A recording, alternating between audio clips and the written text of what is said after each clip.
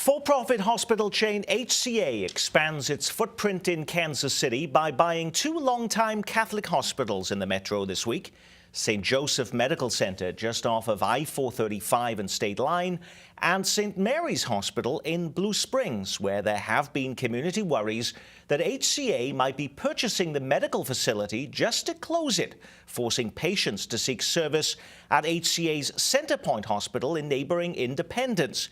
KCPT Health and Education correspondent Sam Zeff is with us. Thank you so much for being with us, Sam.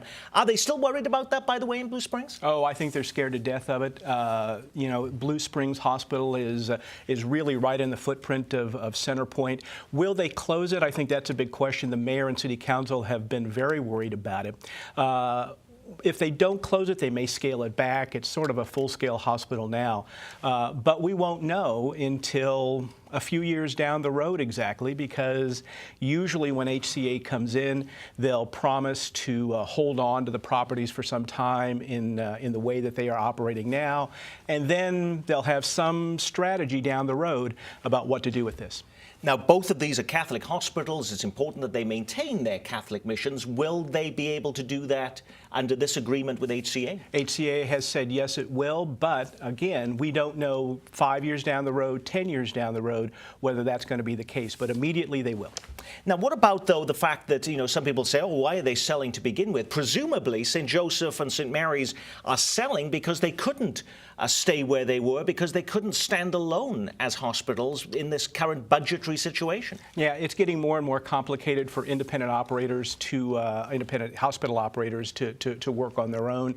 And I think that it has become very difficult as they look down the road to see how they can maintain a viable operation. So they've joined the biggest hospital corporation in America, HCA.